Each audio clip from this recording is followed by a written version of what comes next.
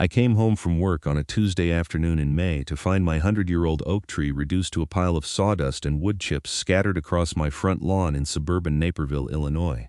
The tree had been there when my grandfather built this house in 1954, and according to local records, it had been planted sometime in the 1920s.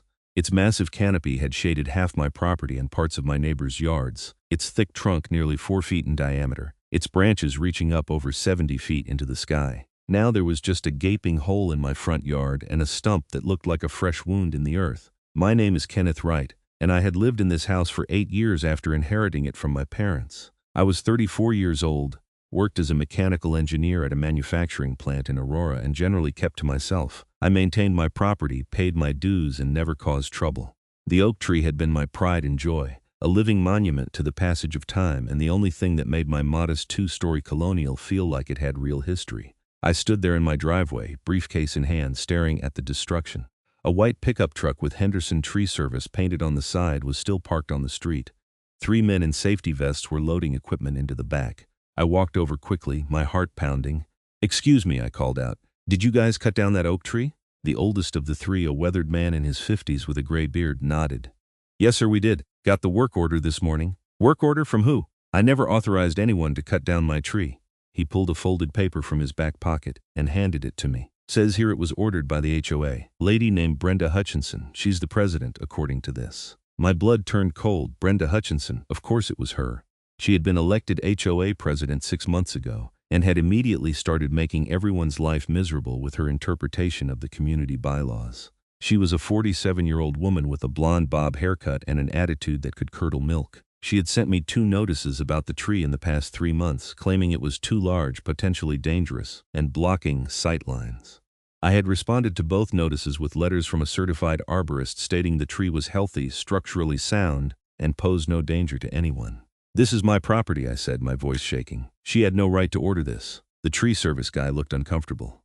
"Look, man, we just do what the work orders say. She told us she had authority as HOA president. She signed off on everything and paid us a deposit. If there's a problem, you need to take it up with her."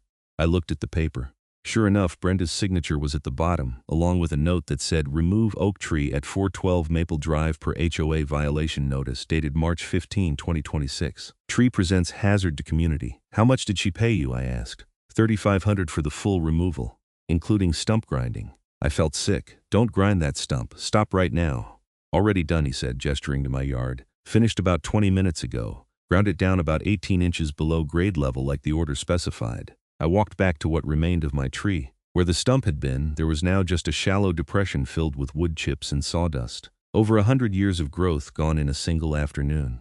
The tree had survived storms, droughts, diseases, and the great flood of 1996 that had devastated much of the area. It had outlived my grandfather and my parents, and now Brenda Hutchinson had destroyed it in a matter of hours. I pulled out my phone and called her number. It rang 4 times before she answered. "Hello?" Her voice was clipped and nasal. "Brenda, this is Kenneth Wright. You cut down my tree." "Oh, Kenneth, yes, I took care of that issue today. You received multiple notices about that tree being a violation. When you failed to address the problem, the HOA was forced to take action. That tree was not a violation. I sent you documentation from an arborist proving it was healthy and safe. Your arborist was biased. I had our own assessment done and the conclusion was clear. The tree was too large for a residential property and posed risks to power lines and neighboring homes. The bylaws give me the authority to remove hazards. Brenda, that tree was on my property. You had no legal right to enter my land and remove it without my permission. This is destruction of property." Her voice hardened. "Read your HOA agreement, Kenneth. Section 12, paragraph 4 clearly states that the HOA president has the authority to address safety violations even if the homeowner refuses to comply. You refused, so I acted. And before you threaten legal action, you should know that you're now facing a fine of $200 per day for every day that debris remains on your property. I suggest you have it cleaned up by tomorrow." She hung up before I could respond. I stood there, phone in hand, trying to process what had just happened. I had read the HOA agreement when I inherited the house, and I was pretty sure Section 12, paragraph 4 said nothing about giving the HOA president unilateral authority to destroy property. But I would need to check with a lawyer to be certain. The tree service crew finished loading their equipment and drove away. I walked around my front yard, looking at the damage. The entire landscape was destroyed. Where the tree's canopy had been, harsh afternoon sunlight now beat down on my lawn, The grass underneath had been mostly moss and shade-tolerant ground cover, kept alive by the tree's protective shadow. It would all die now. The flower beds my mother had planted in the tree's shade would have to be completely redone. The whole character of my property had changed in an instant. I went inside and immediately pulled out my HOA documents. I spent the next 2 hours reading through every page, taking notes, highlighting sections. Section 12, paragraph 4 did mention safety violations, but it required a vote by the full HOA board, not unilateral action by the president. It also required written notice with at least 30 days for the homeowner to remediate before any action could be taken. The most recent notice I had received was dated April 20, barely 5 weeks ago, and I had responded to it within a week with the arborist's letter. Brenda had violated the HOA's own rules, but more importantly, she had trespassed on my property and destroyed something of significant value. I needed documentation of that value. I started making calls. The first was to Mark Silverman, a certified arborist I had found through the Illinois Arborist Association. He had written the letter for me back in April confirming the tree's health. He answered on the second ring. "Mark, this is Kenneth Wright. You assessed my oak tree back in April." "Sure, I remember. Beautiful specimen. What can I do for you?" "The HOA had it cut down today without my permission. I need documentation of what that tree was worth." There was a long silence. "They cut down that oak? The 100-year-old one?" "Yes." "Jesus, okay, listen.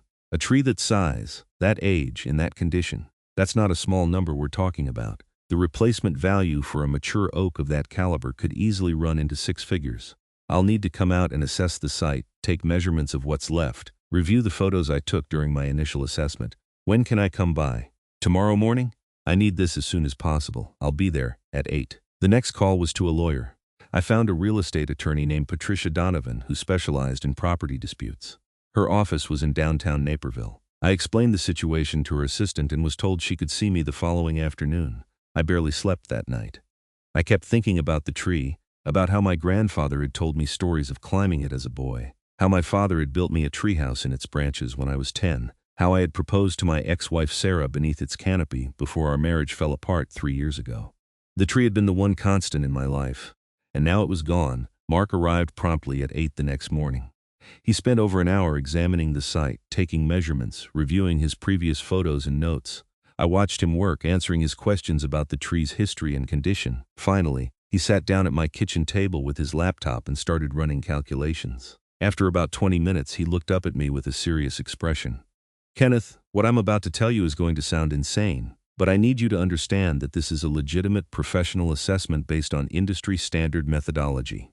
"Okay," I said, bracing myself. That tree was approximately 105 years old based on the growth rings I could count on some of the wood chips. It had a trunk diameter of 43 inches at breast height, which is massive. It was in excellent health with a sound structure and at least another century of potential life ahead of it. Using the trunk formula method, which is the standard for calculating tree value, and factoring in the species, condition, location, and replacement costs, the value of that tree was approximately $147,000. I stared at him. "Did you say 147,000?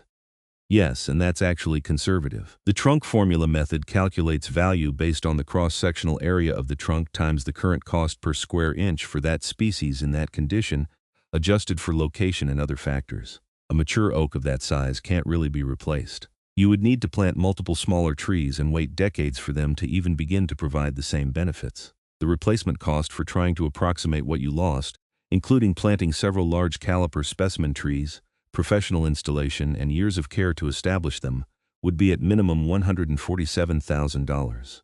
It could honestly be higher, but I'm being conservative for legal purposes." He turned his laptop to show me the calculations. Pages of formulas, measurements, and industry standards. It looked legitimate, backed by references to the International Society of Arboriculture and the Council of Tree and Landscape Appraisers. "I'll write this up in a formal report," he said. "You'll have it by tomorrow, and Kenneth, I'm sorry. That tree was a treasure. What happened to it is a crime." After Mark left, I drove to Patricia Donovan's office. She was a sharp woman in her 50s with steel gray hair and an air of competence. I laid out everything for her. The notices from Brenda, my responses, the arborist's original assessment, the tree removal, the phone call, and now Mark's valuation. She listened carefully, taking notes, asking occasional questions. When I finished, she sat back in her chair. "This is a straightforward case of trespass and destruction of property," she said.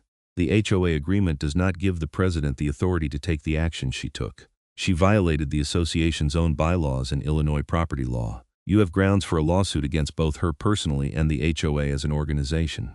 What are my chances? Excellent. Based on what you've told me, the documentation is clear. You responded appropriately to their notices. You provided expert evidence that the tree was not a hazard. They acted without following their own procedures. And the value is significant enough that this will be taken very seriously. I would recommend we file suit for the full replacement value of $147,000, plus additional damages for the destruction of your landscaping and the diminished value of your property. We should also seek an injunction preventing the HOA from taking any further action against you and possibly seek removal of Ms. Hutchinson from her position. How long will this take? Cases like this typically take a year to 18 months to work through the courts, unless they settle earlier.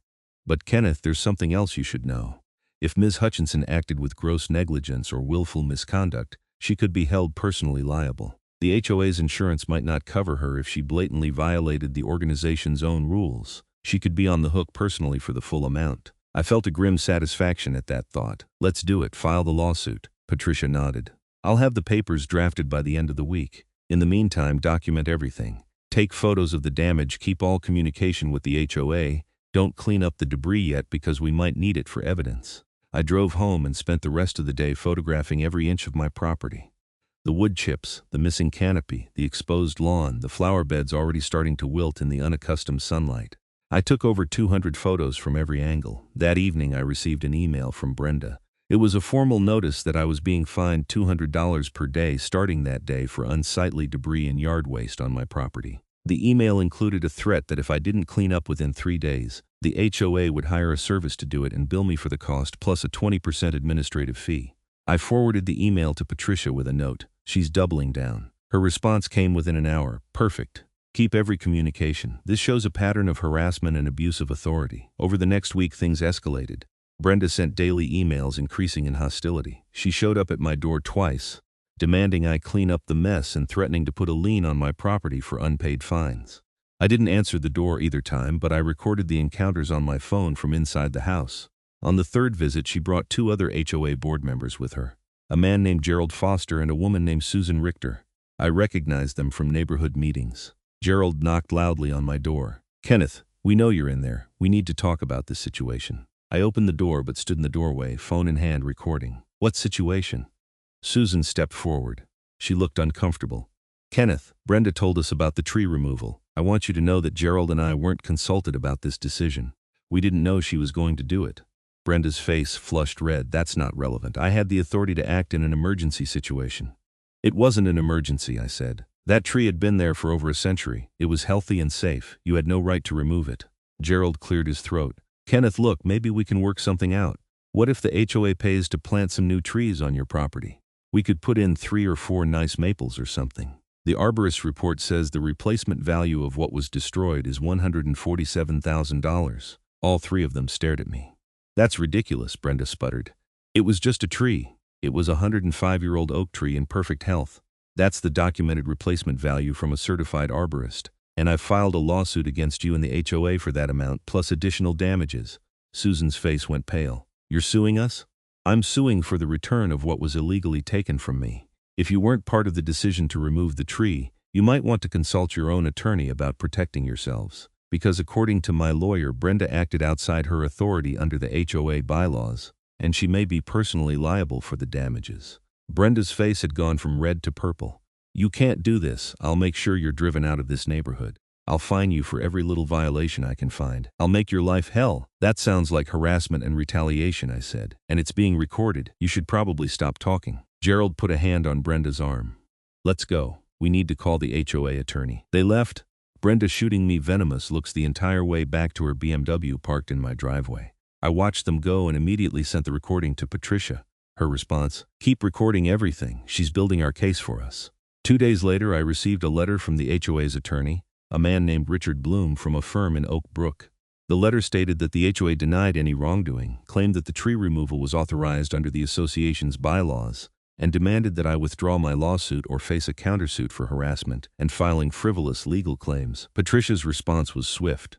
She drafted a letter laying out the facts, including the timeline of events, the violation of the HOA's own procedures, the trespass onto my property, and the documented value of the destroyed tree.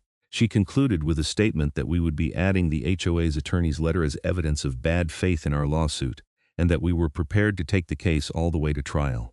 The next move came from an unexpected direction. A reporter from the Naperville Sun, the local newspaper, called me. Her name was Jessica Chen, and she said she had heard about a dispute involving an HOA and a valuable tree. "How did you hear about this?" I asked. "I have sources in the legal community. Property disputes are a matter of public record once lawsuits are filed. A $147,000 tree removal is newsworthy. Would you be willing to talk to me?" I called Patricia first. She thought publicity might actually help. "The court of public opinion can be powerful," she said. "If the community sees what happened, it might put pressure on the HOA to settle. Just be careful what you say. Stick to the facts." I agreed to meet Jessica at a coffee shop in downtown Naperville. She was a woman in her early 30s with sharp eyes and a notebook full of questions. I walked her through the entire story, showed her photos of the tree before and after, provided her with copies of the notices and my responses, and gave her Mark's contact information so she could verify the valuation. The article ran 3 days later on the front page of the local section. The headline read, "HOA President Cuts Down Historic Oak Tree. Owner Seeks $147,000 in Damages." The article was thorough and fair, laying out both sides but making it clear that I had followed proper procedures while Brenda had not. It included a photo of my property before, showing the magnificent oak in full leaf, and after, showing the barren yard and wood chips. The response was immediate and overwhelming. My email inbox filled with messages from neighbors and strangers offering support. The comments section on the newspaper's website had over 300 comments, almost all of them critical of Brenda and the HOA. People shared their own horror stories about HOA overreach. A local news television station called asking for an interview. Brenda went into damage control mode. She sent an email to all HOA members defending her actions and claiming I was exaggerating the tree's value for financial gain. She called the newspaper article biased and one-sided, but the damage was done. Other HOA members started asking questions. Susan and Gerald called an emergency board meeting, which I learned about from a sympathetic neighbor named Tom Anderson who lived 4 houses down. Tom had always hated Brenda's authoritarian approach to the HOA. "There's a revolt happening," Tom told me over the phone. "People are demanding Brenda resign. She's refusing, but Susan and Gerald are talking about calling a vote to remove her." "You've got the whole neighborhood on your side now?" The television interview aired on a Saturday evening.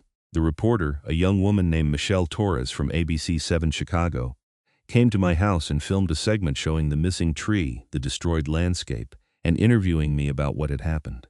She also interviewed Mark, who explained on camera how tree valuation worked and why the $147,000 figure was legitimate. "Trees of this age and quality are irreplaceable," Mark said on camera. "You can't just go to a nursery and buy a 100-year-old oak. The value reflects what it would cost to try to approximate what was lost through extensive landscape restoration, which in this case means planting multiple specimen trees, years of professional care, and even then you'll never truly replace what was destroyed."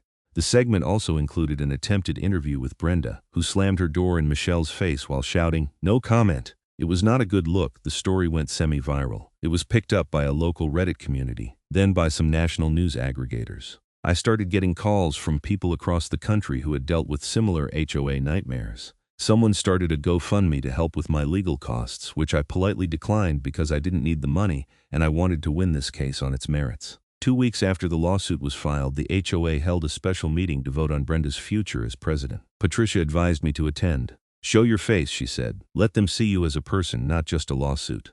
But don't engage with Brenda or say anything that could hurt our case." The meeting was held at the community center on a Thursday evening.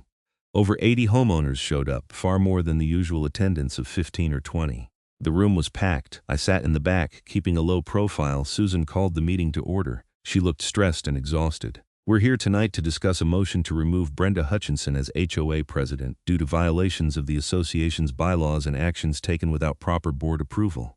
Brenda, you have the floor to defend yourself." Brenda stood up. She had prepared a speech. "I want to start by saying that everything I've done has been in the best interest of this community. Kenneth Wright's tree was a hazard. It was too large, too old, and posed risks to nearby properties and power lines. I acted to protect all of you. The fact that he's now suing for an absurd amount of money doesn't change the fact that I did my job. If I'm removed for taking action to keep this community safe, then no one will ever be able to make tough decisions again. We'll be paralyzed by fear of lawsuits, and our property values will suffer." A man in the middle of the room stood up. I recognized him as James Wheeler, who lived on the next street over.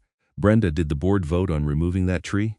There wasn't time for a vote. It was an emergency situation. An emergency? The tree had been there for over 100 years. What was the emergency? Brenda stammered. It could have fallen at any time. Mark, who I had invited to attend, stood up. I'm Mark Silverman, the certified arborist who assessed that tree. I can tell you with professional certainty that there was no emergency. That tree was structurally sound and in excellent health. It posed no more risk of falling than any other tree in this neighborhood. Less risk, actually, because of its age and established root system. The room erupted in conversation. People started shouting questions at Brenda. Susan banged a gavel, trying to restore order. Let's move to a vote, Gerald said loudly. All in favor of removing Brenda Hutchinson as HOA president for violations of the association's bylaws and acting without proper authority, raise your hands. A forest of hands went up. I counted quickly. At least 60 people had voted in favor. All opposed? Maybe 10 hands went up, mostly from Brenda's friends. The motion passes, Susan announced. Brenda, you're removed as president effective immediately. Please surrender all HOA documents and keys to the community facilities by tomorrow. Brenda stood there, her face frozen in shock and fury. Then she grabbed her purse and stormed out of the room, slamming the door behind her so hard, the wall shook. The room burst into applause. Several people came over to shake my hand and apologize for what had happened. Tom clapped me on the shoulder. Justice, he said with a grin. But removing Brenda as president didn't resolve the lawsuit. The HOA as an organization was still liable for the damage, and I still wanted compensation for what had been destroyed. And Brenda, no longer protected by her position, was now potentially on the hook personally. Over the next month, settlement negotiations began. Richard Bloom, the HOA's attorney, reached out to Patricia with an initial offer of $15,000. Patricia laughed when she called to tell me, "They're lowballing hard." I told them we'd see them in court. The next offer was $40,000, then $75,000. Patricia kept saying no. She felt we had an airtight case and that the documented evidence would hold up in court. They're scared, she told me. They know they're going to lose. They're just trying to minimize the damage. In the meantime, Brenda hired her own attorney, a woman named Carla Simmons who specialized in defending against civil lawsuits. Carla tried to argue that Brenda had been acting in her capacity as HOA president and therefore couldn't be held personally liable. But Patricia countered that Brenda had violated the HOA's own bylaws and therefore had been acting outside her authority, which made her personally responsible. The case was scheduled for trial in October, nearly 6 months after the tree had been removed. As the date approached, the pressure on the HOA and Brenda increased. The HOA's insurance company got involved, and according to Patricia, they were furious. The policy covered legitimate actions taken in good faith, not reckless destruction of property.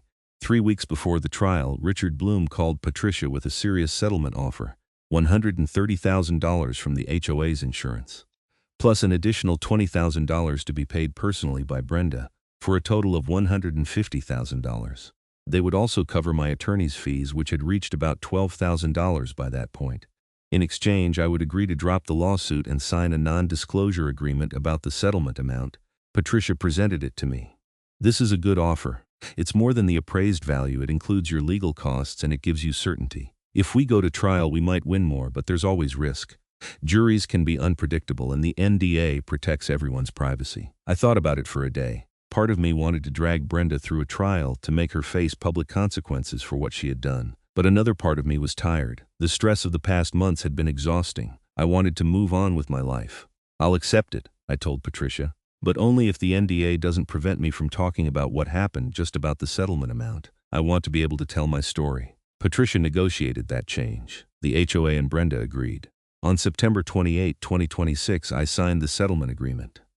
The money was transferred to my account within a week, $150,000. It wasn't going to bring back my tree, but it was substantial compensation for what I had lost. I immediately used $70,000 of it to hire a landscape design firm that specialized in mature tree installation. They drew up plans to completely renovate my front yard with multiple specimen trees, including a 20-foot-tall oak that would take years to reach even a fraction of the size of what had been destroyed. But it was a start.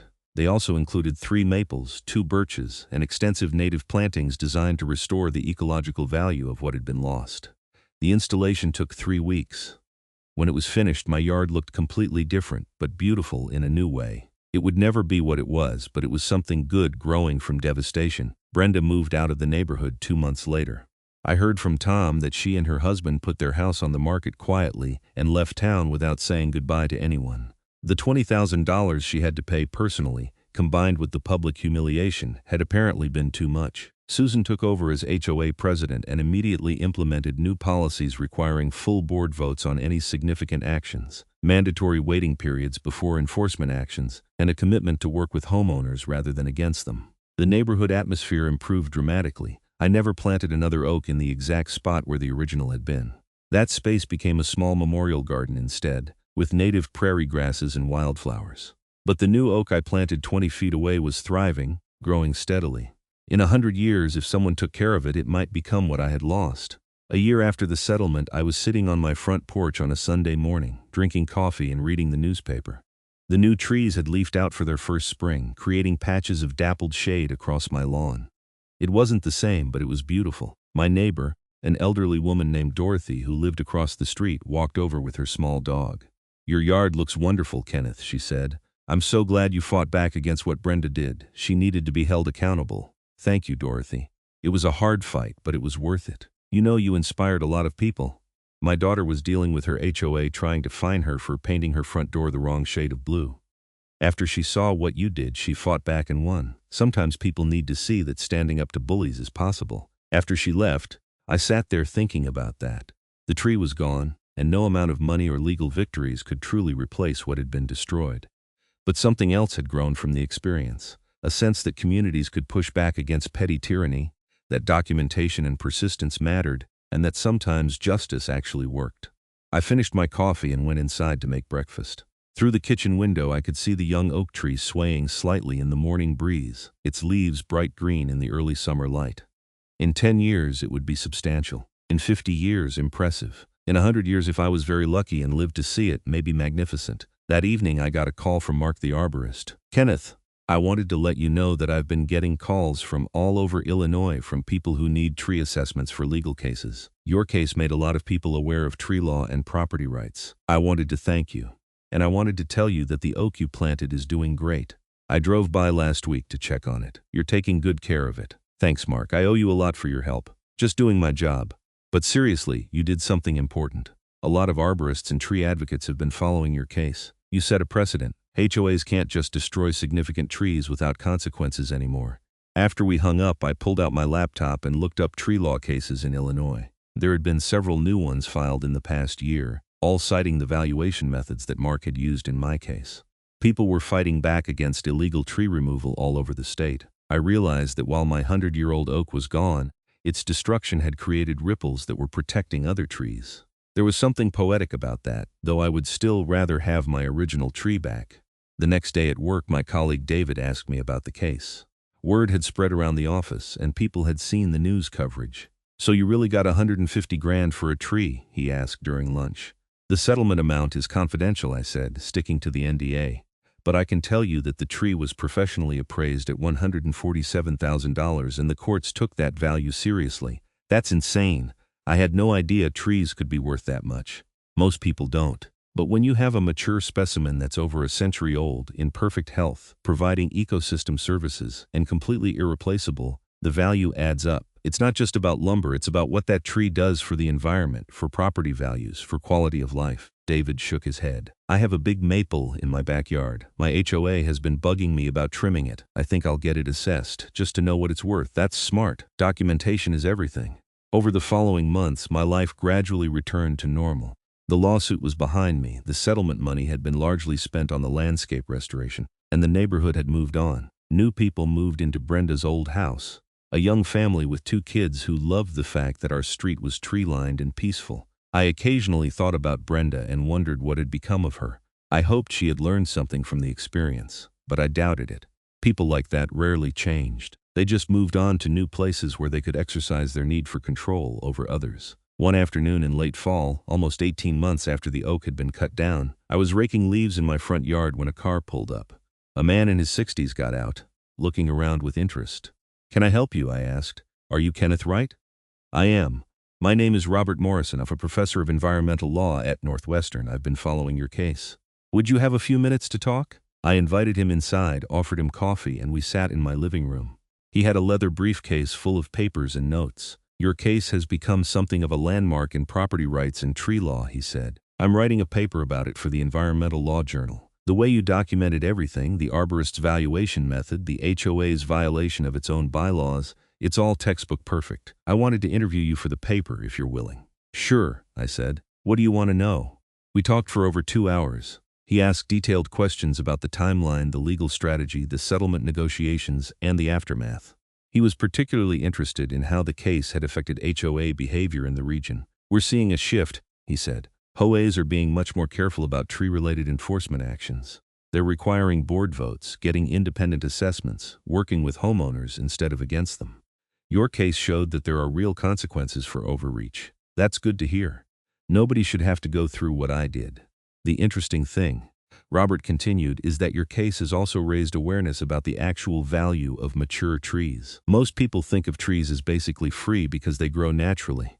They don't realize that a significant specimen tree on their property might be worth more than their car. That's changing. People are starting to think about trees as valuable assets that need protection. After he left, I sat in my living room thinking about that conversation. My oak tree's destruction had been a personal tragedy, but it had created something larger, a shift in awareness and policy that might protect thousands of other trees. There was some comfort in that. As winter approached, the new trees in my yard went dormant, their leaves falling in a carpet of gold and red across my lawn. The young oak was now bare, its branches reaching up into the gray November sky. It looked fragile compared to what had been there before, but it was growing. Building strength for the spring, I received a Christmas card from Susan, the new HOA president. Inside, she had written, "Thank you for your patience with the neighborhood during a difficult time. Your grace under pressure set an example for all of us, wishing you a peaceful holiday season." It was a small gesture, but it meant something. The community had been torn apart by Brenda's actions and the subsequent fallout, but it was healing. On New Year's Eve, I stood in my front yard as midnight approached, looking up at the stars through the bare branches of my new trees. The old oak would have blocked most of the sky, its massive canopy filtering the light. Now the view was open, different. I thought about my grandfather who had loved that tree and told me stories about it when I was a child. I thought about my father who had maintained it carefully, hiring arborists to check on it every few years. I thought about my own years of stewardship, watering it during droughts, protecting it from disease, celebrating its existence. The tree was gone, but the memory of it remained. And in its place, new life was growing. Not a replacement, but something new with its own potential. As the clock struck midnight and fireworks exploded over Naperville, I made a resolution. I would plant one more tree that spring somewhere else in the neighborhood, a gift to the community. Something that might stand for another 100 years.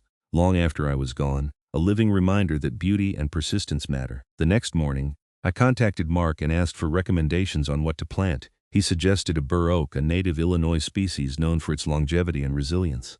Bur oaks can live for 400 years, he told me. They're tough as hell, resistant to disease, and they get massive. If you plant one now, in 4 centuries someone might be standing under it wondering who planted it and why. That's perfect, I said. In April, with Mark's help, I planted a 6-foot-tall bur oak in the small park at the center of our neighborhood. The HOA, under Susan's leadership, approved the project enthusiastically and even contributed funds to help with the installation.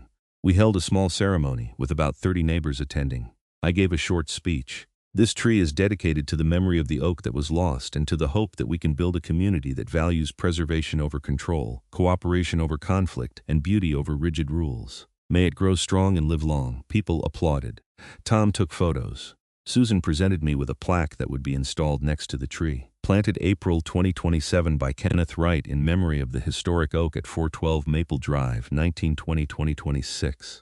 As we stood there watching Mark and his crew carefully settle the tree into its new home, I felt something shift inside me. The anger and grief that had consumed me for the past 2 years began to ease. The old tree was gone, but life continued. New growth emerged from loss. The community had learned and changed. Walking home that evening, I passed my house and saw the landscape I had created from devastation.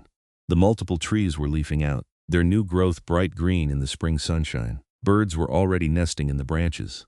The native plantings were blooming with wildflowers that attracted bees and butterflies. It wasn't what I had before, but it was something good, something I had built from the wreckage of what Brenda had destroyed. And that mattered. I went inside and made dinner, then sat on my back porch with a beer, watching the sunset paint the sky orange and purple. My phone buzzed with a text from Patricia, the attorney who had fought for me. Saw the tree planting ceremony on Facebook. Beautiful gesture. You turned something terrible into something meaningful. That's rare. Proud to have represented you. I texted back, couldn't have done it without you. Thank you for everything. That night I slept better than I had in 2 years. The legal battle was over. The financial compensation had been received and put to good use. The neighborhood had reformed itself. Brenda was gone. New trees were growing. Justice in its imperfect way had been served. The next morning I woke up early and went for a run through the neighborhood. The streets were quiet in the dawn light, and I found myself running past the small park where we had planted the bur oak. It stood there looking slightly bewildered in its new home but already beginning to settle in. I stopped and walked over to it, touching the trunk lightly. The bark was rough under my fingers, alive and growing. In 10 years this tree would be substantial. In 50 years, it would dominate this little park. In 100 years it would be what my oak had been, a monument to time and patience. And maybe 100 years from now someone would try to cut it down for some stupid reason, and someone else would fight to save it. Remembering the story of what had happened back in 2026 when an HOA president thought she could destroy a century of growth without consequences, I smiled at that thought and continued my run, feeling lighter than I had in years. The story of my oak tree had ended, but the story of resistance to petty tyranny, of standing up for what mattered, of demanding accountability, that story continued. It rippled outward through legal precedent, through news coverage, through word of mouth. Other people facing similar situations now had a template to follow, evidence that fighting back was possible and sometimes even successful. As I ran back toward my house, the sun breaking over the horizon and flooding the street with golden light, I thought about the nature of loss and recovery. You never get back exactly what was taken from you. The 100-year-old oak was gone forever, irreplaceable in the truest sense. But life was resilient, and communities could heal, and sometimes from the worst destruction came unexpected growth. My front yard came into view, the new trees casting their young shadows across the lawn. It was beautiful in a different way now, more diverse, more intentional. I had taken the $150,000 and created something that honored what had been lost while building something new. And that, I realized, was the best possible outcome from a situation that should never have happened in the first place. I walked up my driveway, unlocked my front door, and went inside to start the day, grateful for what remained and hopeful for what was still to come.